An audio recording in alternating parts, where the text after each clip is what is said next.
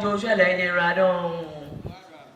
Can't claim more, but the sanity watcher, Nii Kwardey Ntreh, or Afon in the watcher, go neighbor Tajla, Ni Ebata the San. Now, fear Dio, con walk Papa to it. Come on, I'm probably to it. Jordi, family. Itanyelo, Ikatanye.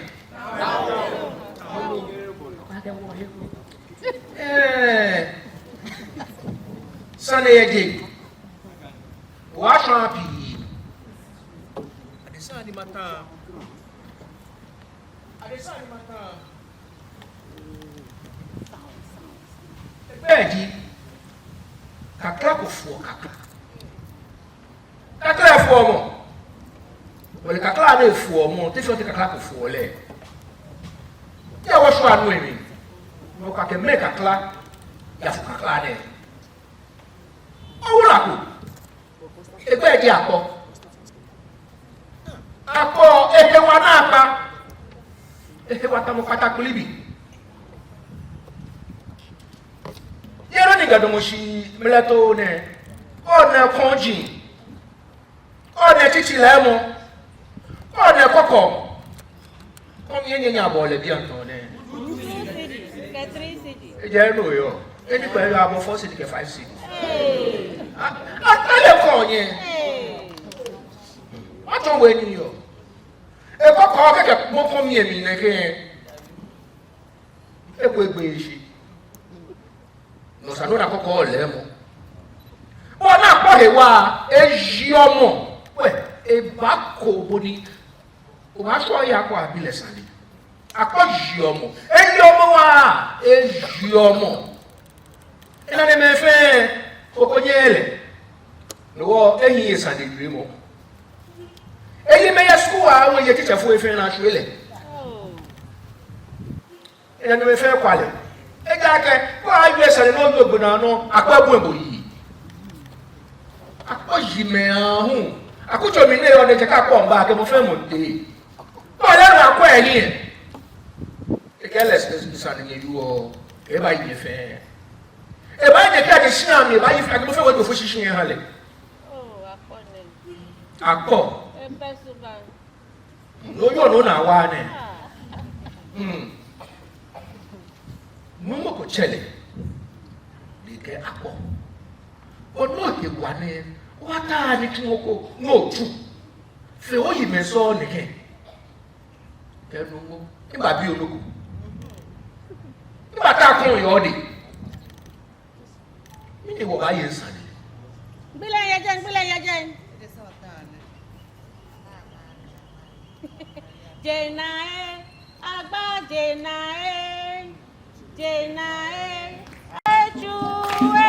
ye mweson, anamoko ache, agba jenae, agba jenae, agba eju ye mweson, anamoko ache, agba jenae. Ya weso anabo paje amade nae nuweke apo kefuli ake okiwa akucho na emi yen oyi mo fe mo fagbe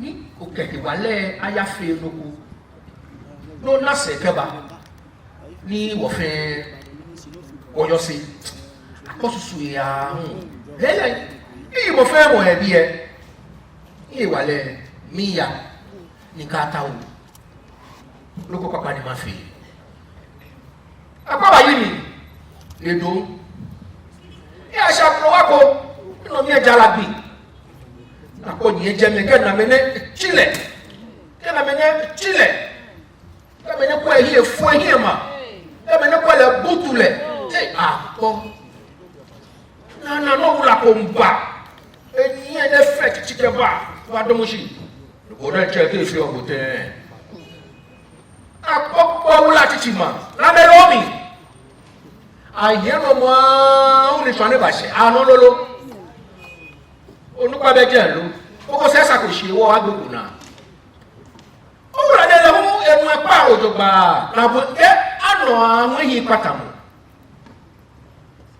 owula ne no ne tefemo ajemekuto ya tujo no ne ya fejo ni akowole so gbidi akwa yidune e pa wa na pa ike ehe ma to mo sekapa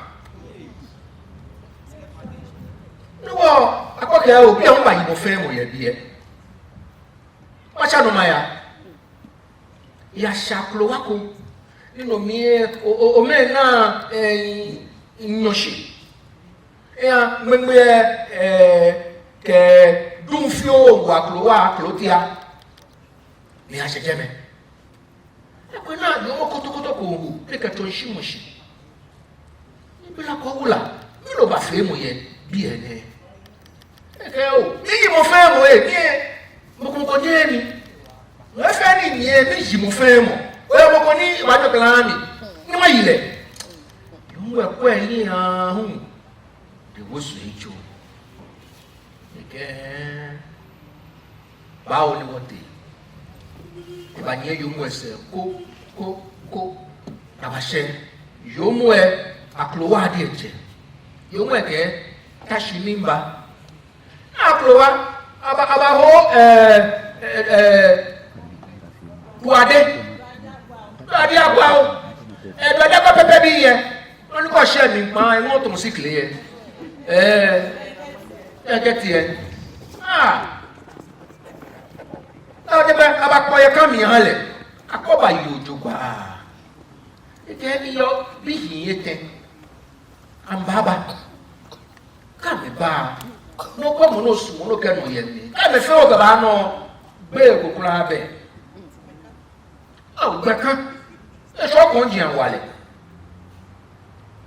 ya ko e na me ku me ba be na ya pu ye o ko be egbeja ka kan ku e no ke ba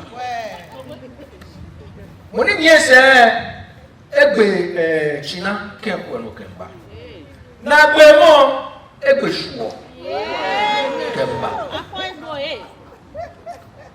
akoko yo mo yin di le klembe su no e ka wo min ke mo so fa de ka mo ku no ke mi ato yo mo ko akoyin di ke owula na koko ba no mo ke mba no agbere akako ha mo agbere akobi mo chaki mba mo ji ta gabi mwe wele di ke ya ho kutoku nese akoya hoteme akoba wo lebi ma pa ti fuka yo mwe achela ka popo bawo nibi e ka me na bo e na ba gbe na ko ba ti si won ya ko won yele ona bobo ene ni ko yo efe nga ni ona woni eja enya oni edinda le shetuku se le we kaje mewo lebi ese ke chele yo mo ne bi eni ame wa me ya me ya ko me akolo ba ko boke ni egbe na akolo ma kura ni fue ahun e ko na lo ko kan se le ko no fun keto akloma ka ko fe ete agbe isi e ko e na la ke gomo ni o le te eni ko akloma de join akona do ene egbo afula to akloma ye nwe ka akloma fe agbe isi akona agbe ene no wona wale ke sisi mo fe na gbe akole tamote na fon ke ta lo fun ye mo